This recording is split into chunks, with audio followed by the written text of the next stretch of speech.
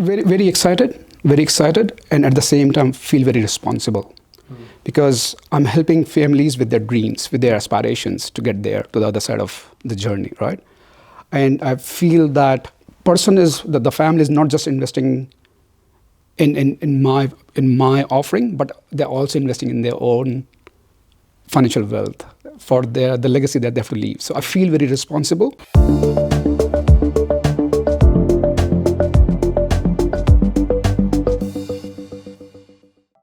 Welcome back to the Buyers Agent Institute show. This is not going to be the typical introduction. I'm here for round two with Vaibhav Rastogi, aka Rasti. So I'm going to be referring to him as Rasti. He's the director of Get Rare Properties. We did an episode last year in 2020 in case you missed it. So I'd visit that first before you tune into today. Rasti is in Sydney, living on the northern beaches. He has a really strong buyer's agent business called Get Rare Properties, as I mentioned earlier, which buys investment properties Australia-wide. So today, I wanted to take the opportunity to deep dive further into Rasti's growth. He's been achieving phenomenal business growth. So today, I want to learn what's going on, and I'm sure you do today also. So Rasti, I'm really excited to dive in today. Likewise, thank you so much for having me here, Ben. Really appreciate that. You're so welcome. So much has happened since the last interview, like exciting stuff. I'm watching you from the sideline. So I want to hear about your goals for this year. Sure. So my business model is very much focused on education.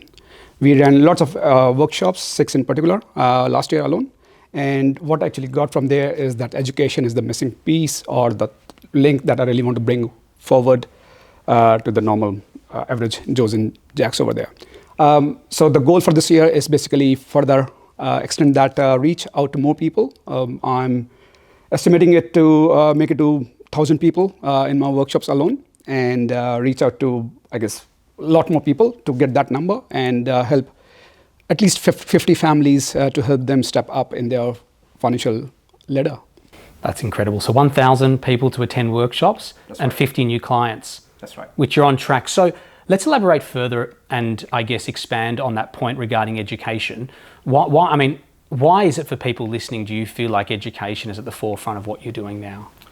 Like property is one of the significant assets that people have one way or the other, whether it's an investment property or their own home. Either way, whether if it is even their own home, that's an investment in a way, right? And now that money that we're actually putting in can go a long way to multiply their net assets effectively. The thing is that there's a lot of play that actually comes into the mind when we are buying a property. There's emotional and as well as like the fear of missing out and what's really going on. What I've seen is that average Joe tends to extend themselves a little bit further than their own comfort zone, just because their neighbor or their friends or their colleagues have been doing. The thing is that it's very subjective, it's very personal. Like we can't really have a cookie cutter approach to a financial planning approach. What it means is that, okay, where you are today, where you want to be, and then how do we bridge the gap, right? So this is very personalized, very strategic approach to doing things. The way I look at it is that it's not just about a property, it's about a portfolio. The life that it can give when we can achieve the goal of meeting to that portfolio level. Of course, people love their jobs. They don't really have to quit that job just like myself. They can leverage other people's skills, the expertise, and then still get that to that level of generating passive income. And they can choose to do it passively as well. So passive building of the portfolio to generate passive income at the end. That needs a lot of education, a lot of sense, like what we are talking about, so that once that wisdom is there, once that understanding is there, the appreciation of not only the returns, but also the risk. So if we can educate people, like good HDL, as in good cholesterol, is good. Good debt is good for your financial balance sheet. So those little aspects, just as an example, are very beneficial for the people to understand that how the whole thing works around building a portfolio. Yeah, and that leads me to my next question around what you're focusing on. What is Get Rare Properties starting to focus on in 2021 that may have been different to 2020? Because as you know, when you start up a business, the business evolves, it goes through different life cycles, and I guess you learn from the customers what they want. And so what are you focusing on for 2021? In all honesty, nothing much has been different from what we started with in 2020. It has only got more intense now. Like my focus was education to start with, still education, but now reaching out to a lot more people. And is there more anything from a strategic point of view? Like, do you feel like you're going into more in-depth strategic discussions with your clients to work out strategies? Certainly, so the intention is still there, but now, as everyone involved, so has my business, and in terms of the tools that I have now. So that was work in progress as earlier, still work in progress, and probably it will keep evolving because growth is the fuel for anything to grow further. Now what I've got is tools like Excel model, whereby like there's a financial model that we have. We key in our assumptions. Now it's very subjective to an individual. Earlier I used to draw them, and it becomes a bit more, I guess, time consuming. Now they can really see the results by changing one assumption on one end, and they can see the result, what's really going on. So of course there's more technology now. There's more systematic approach now on what we are doing now. A bit more robust, a lot more scalable things that we are doing now as a business. So it's safe to say that you're taking your clients through very much a journey, which is developing a strategy from inception, and then obviously you go out and you're fully executing on that whole client path, right? Exactly right. So the model is still, or rather the engagement to the client is still per property. Yeah. But the thing is that it's like, yes, we are, as a metaphor, if I can say this, it's like we are still building one story at a time in the building. But what my strategy session gives to us together is the roadmap, the blueprint of the whole building that we want to build. So for example, like what we have found is typically we need about 5 properties in a portfolio for the individual to have a meaningful impact on their lifestyle. Yes. Now, we can't really just buy one property today and come back later on and think about the second and the third. On the contrary, what I'm doing is that, okay, let's have a plan. Like, okay, if these are the assumption sets, like how much cash flow we have, what equity we have, what sort of savings rate we are making. And of course, market is unpredictable, right? We can't really extrapolate the long-term capital growth assumptions on next couple of years. But of course, that's just an assumption. Yes. So this is a moving piece that we can always go and check with the reality of what is really going on. So that's where my constant review of the portfolio comes into play. So the idea is that, okay, we have to build a portfolio of 5 properties at least, or whatever the assumptions, like I'm guided by the family that I'm working with, and have that plan that, okay, like what that long-term strategy is spitting out as the next immediate purchase. So it's like a GPS, like the strategy works as a GPS. If I have to go to airport from here, I can probably think that, okay, it's in east. So I just can't really go in east direction. I really need to have a plan that, okay, we have to turn, maybe go to north first, then do whatever, right? So one step at a time, but have a very good clarity on the long-term goals. How happy are you now? Like, we obviously had an interview last year, but now since you've left your corporate role, how long's your business been running, Get Rare? It will be turning 1 in February now, yeah. Okay, so happy birthday.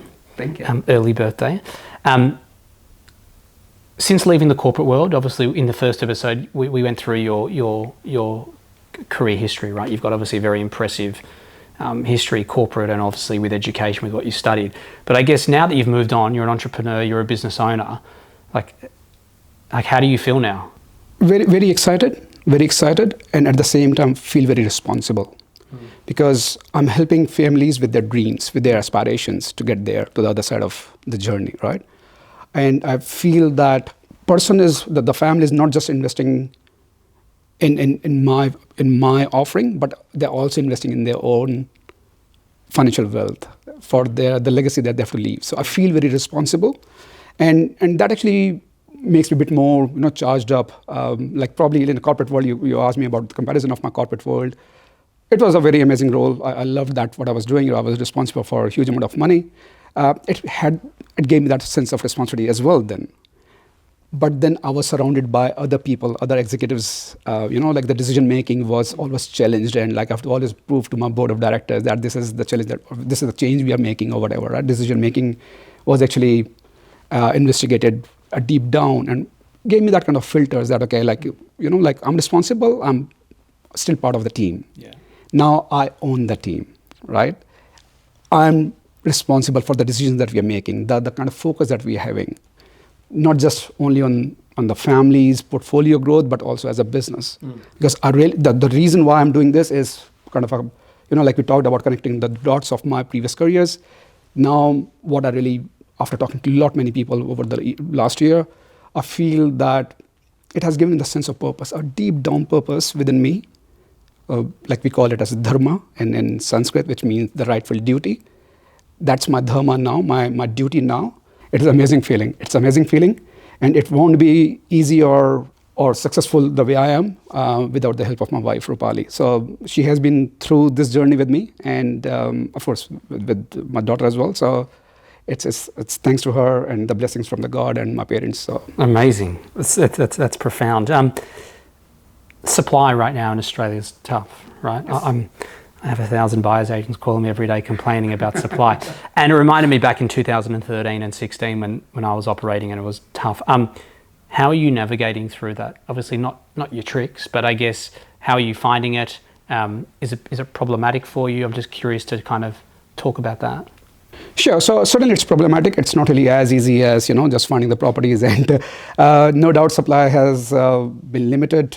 But if you look at the ratio of the demand and supply, the demand is far more multiple of the supply. So as a ratio, which we look at as a measure, as an inventory as well, like it has been tracking very low. Early last year, we were talking about deep discounts, distressed properties. People were a bit worried that what might happen because of this COVID. And actually a great year for me to start the business, by the way. But coming back to the question, I think now the worries are over. We are talking about the vaccine, the consumer confidence surge we have been seeing. The index of buying dwelling is probably at at the highest rates almost. Low interest rates, federal budgets, cuts over there, and the stimulus, like it's all pumping the money. And I'm not surprised. The reason is that if you look back at the history of the economy downturns, it's the infrastructure spending and the residential sector which has come back, which has brought the economy back. Yes. Because those are the two levers that government has, other than just controlling the inflation rate or the cash rate. The two levers that they have is to pump money. And the easy way for them to pump money is to go for the infrastructure spending. Because that will not only boost the money in the markets, but also the job sector. So I was not surprised. So I saw this coming, by the way.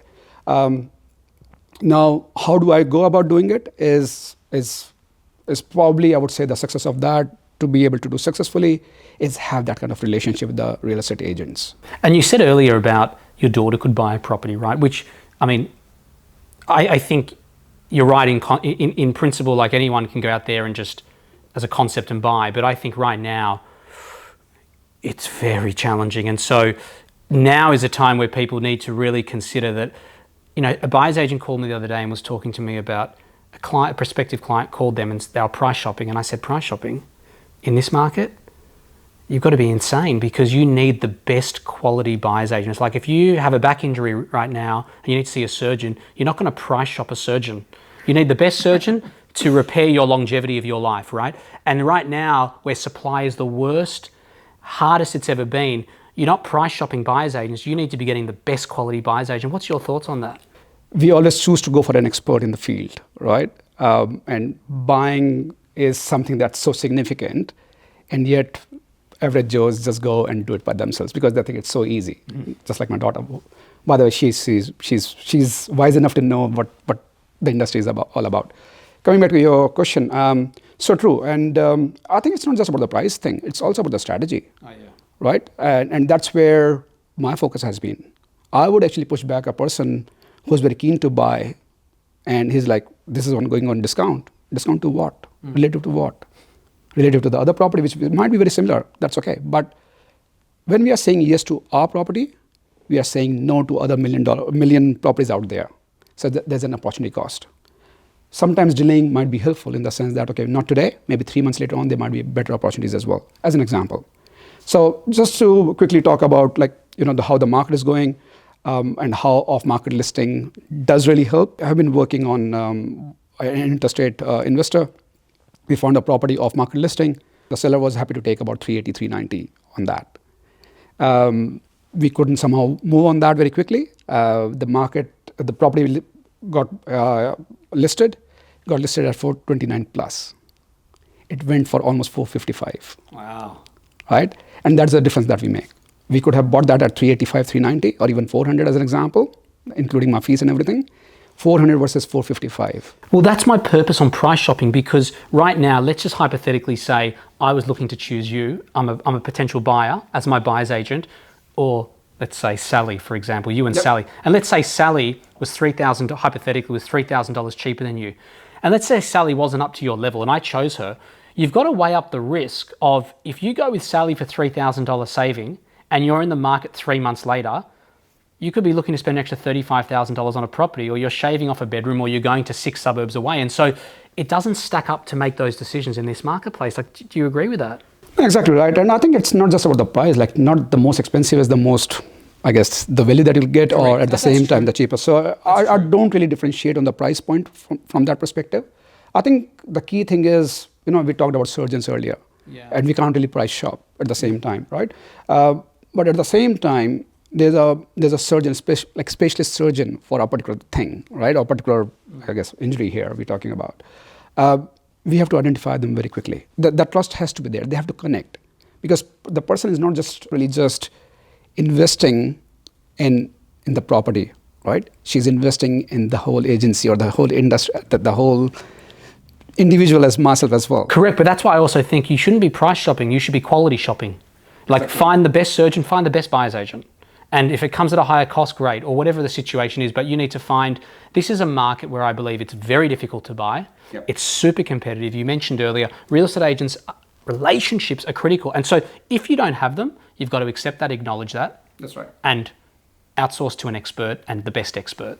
I will also add that, even if an individual, every Joe might have a relationship with the agent, selling agent, the challenge is that selling agent is doing his job.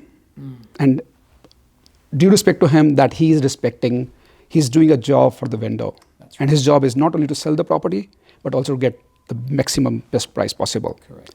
The relationship, when it is just a transaction based, because how many times the average Joe will buy from the same agent in the same area? Very rare. Very rare, right? So agent understands that. And moreover, even if they appreciate it all the time, they're bound by the ethics or the profession. Correct. Because he's paid for that job. Correct. So emotional Joe, who has been spending 3-4 months understanding what the market is looking for, what he can afford, and what the mortgage broker is saying, how much he can borrow, Joe typically just go and find out what he can afford, right? And what his means. His frustration, what his family is saying, what kids are shouting up for, no more Saturday viewings.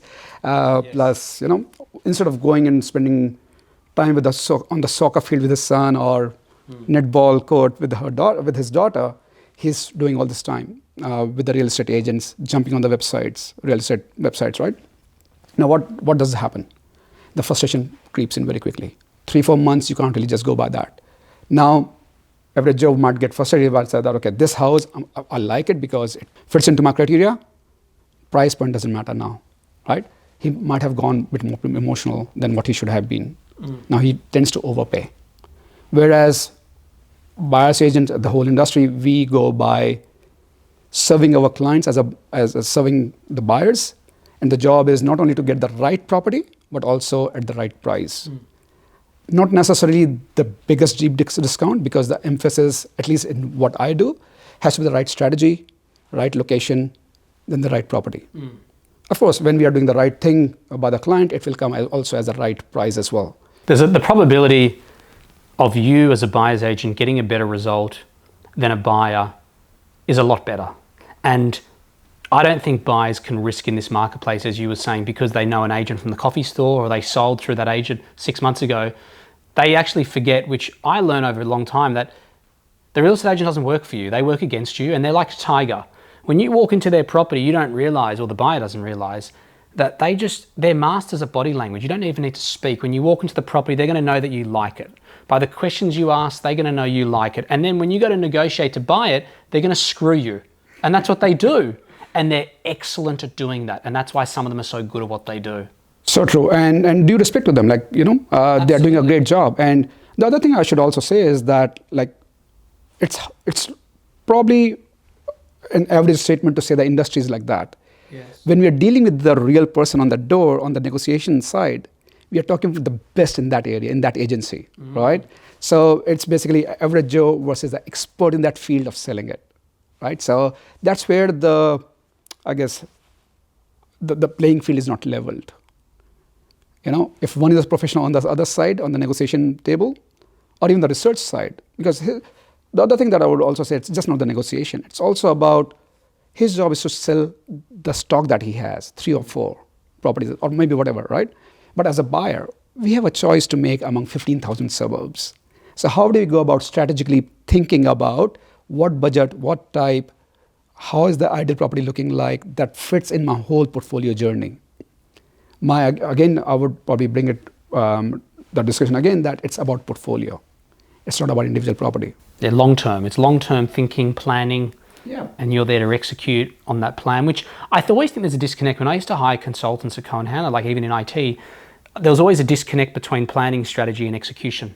You do this wonderful plan and strategy, but then we would as a company be left to execute, and sometimes we're very poor at it. So I feel like when they come to you, from what I'm hearing, from what you're sharing, is you're getting the full turnkey. Like you're coming in, you're getting the plan, you're getting the strategy, and then you are going and executing on that for them, correct? Actually, only the thing is that I'm doing it multiple times with them. Yeah. So yes, you're right, but only that I'll do it multiple times. Yeah. Because my value proposition is that not only I'll help you buy one property, but I'll buying it on the basis that it will actually help you, equip you to go and build your second story of the building very quickly. And if you think about it, it actually works both ways. Like our interests are aligned. Not only individual really want, or as a family want to build that portfolio, as a business we would be very happy to build for him or the family. So our interests are aligned, and we go on that journey together. I love it. We're going to wrap up very soon now, and I wanted to obviously finish off. Where can people, obviously this education piece is a big one for you. You want to hit 1,000 numbers this year, which I know you will. I mean, where can people find you? Like, would you prefer they dive into your education, or would you think they visit your website? I'll leave it to you to break out. Sure. So the website is www.getrea.com.au. And for the people who doesn't really know the full form, so it's an acronym, by the way, GetRea. It's actually Get Rich and Retire Early.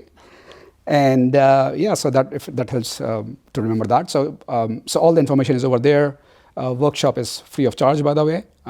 As of now, because of the COVID, like it has been delivered online. I'm hoping that these restrictions, when they are over, I would be doing it in the boardroom to get people in the room and share my journey. So I'm very much on LinkedIn, Facebook, and I do write articles. Perfect. Thank you. I appreciate it. Awesome to chat again for round 2. Hopefully there's a round 3. For everyone listening, he is more than one book of knowledge. He's, as he said many times, very focused on education. So you'll see the links on the screen for you to see his website or visit his workshop. I'd highly recommend checking out his workshop. Hope you got value out of today. Reach out to Rasti. Like if you want to chat to him one-on-one, or you have any questions to further extend on any points that we discussed in this interview, reach out to Rasti. See you next time.